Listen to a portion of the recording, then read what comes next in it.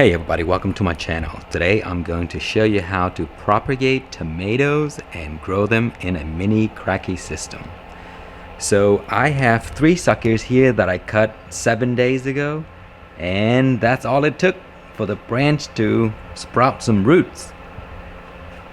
So all 3, actually all 4, well this one didn't have it yet, but eventually it will. So these here, you see all those roots? So usually this method you get like 100% success rate because tomatoes are just amazing plants and they propagate like no other. So once they propagate it, you can plant them in your hydroponic system or you can plant them in the ground. So first let me show you the procedure that we did. So first I cut the branch, and then I dipped it in water with soap to rinse off all of the like if there's possibly some pests in there. And once they're nice and clean, I put them in a cup and then wait 7 days under grow light, and we are ready to put them into our hydroponic system. So this is a system that I'm going to use. This is a 1 gallon. Usually tomato you need more than 1 gallon because they are very heavy feeder once they start growing. But because you see I have not much space left, so I'm gonna squeeze this one gallon in there, and we are going to grow this one here because I like the way it looks. It's the shortest and it has a bunch of flowers. The flowers may drop, but that's okay. I like that branch because it's the shortest branch, and that will fit nicely into this system. So let's go ahead and go through the process. Okay, what we're going to need is a rockwool cube here. This is a 1.5 inch, and usually I would use a net cup, but I don't have any more net cups, so I'm gonna use this. This is a kind of like a shot glass, or plastic shot glass, and it will fit inside the same hole as the net cup. This is if you use a 51mm hole saw, you will cut a hole this size, and that would fit in like that. So what I'm gonna do now is see the rock wool will go into there, but before we do that, let's go ahead and fill our container up with some water. And we're using water straight from my faucet. There's nothing special to the water. And before I fill up the whole container, I'm gonna add my nutrients. That way I don't have to mix it after the fact. And when I pull water in there, it's gonna mix it for me. So I'm using 5 milliliter of the AeroGarden plant food per 1 gallon. So that's basically 1 teaspoon.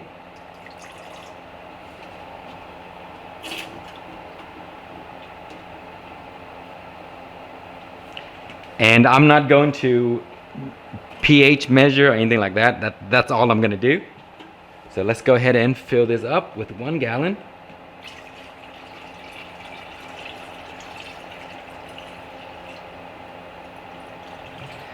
Okay, so normally what I do is I will put my net cup in there, and I just make sure that the water level touches the bottom of the net cup.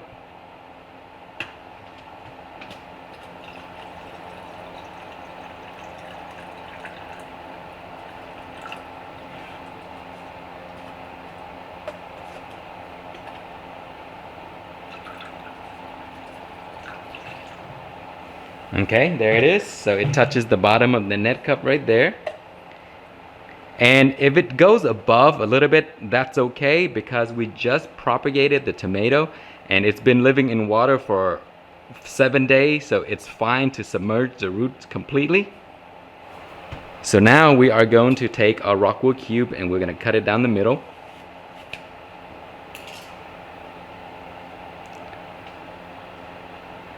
And then we're going to take our tomato sucker or tomato propagated branch or whatever you call it, and then wrap it around like that.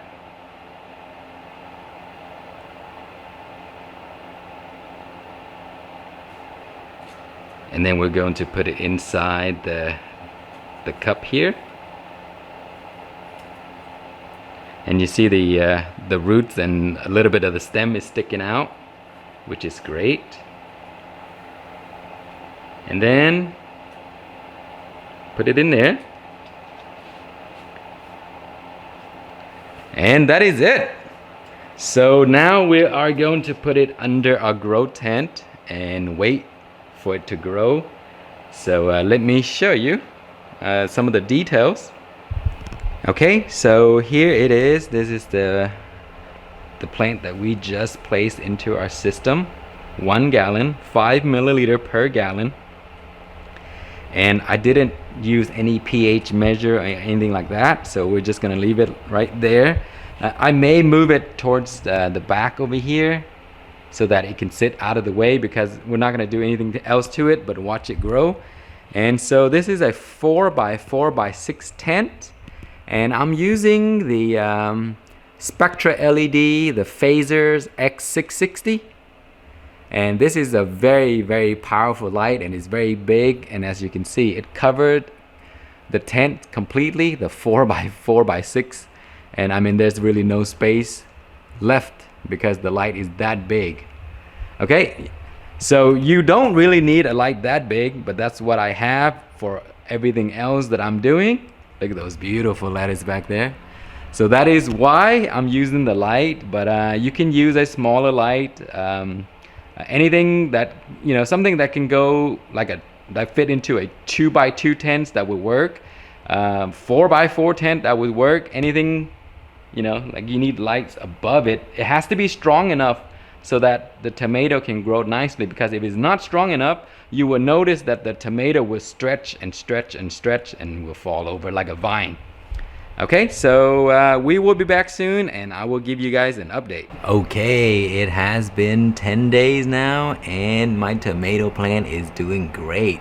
It actually started putting out some fruit, so let me pull the container out so we can take a closer look. Okay, here we are. The plant is looking great. It's started to grow a little bit more, and look at these tomato fruits here. You see that? For a small, tiny plant that we propagated, it has produced some tomatoes, and there's some right here.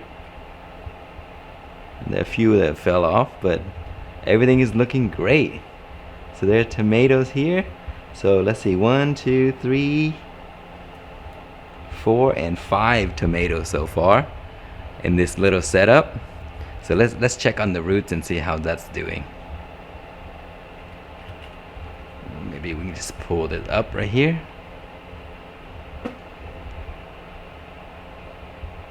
Look at that.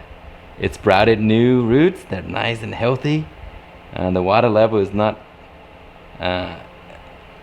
it's still pretty much the same. So let's put it back and we'll check back on it soon. Okay, today we are on day number 20. So 20 days sounds like a lot, but really I haven't done anything to the plant. It basically sat back there and just grew on its own. So here I pulled it to the front so we can see closer, but I haven't done anything to the plant. There is still a lot of nutrients left in here. It probably didn't take up too much, so there's plenty for the plant to use and continue to grow for the next few weeks. So you see here, there's a huge cluster of flowers. So those will turn into fruits very soon. These berries, crazy cherry, they produce like crazy. So each cluster can have up to like 40 fruits. So, but I think in this container it won't produce that many, but you're gonna still see a lot of fruits. So there, here's what we had before. So see, these tomatoes are looking good. Got one there, here, and a few over there. Those are the ones that that produced in 10 days. So they're continuing to grow. So in little time we're gonna have some more over here.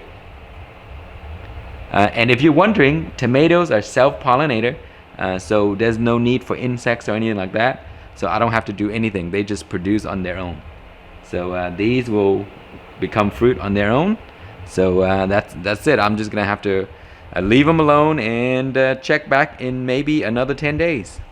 Okay, today we are on day number 30 of the tomatoes, and I almost forgot about this plant. It's been a while and it's just sitting there in that same spot. It's actually doing really well, so let's pull it out and take a look.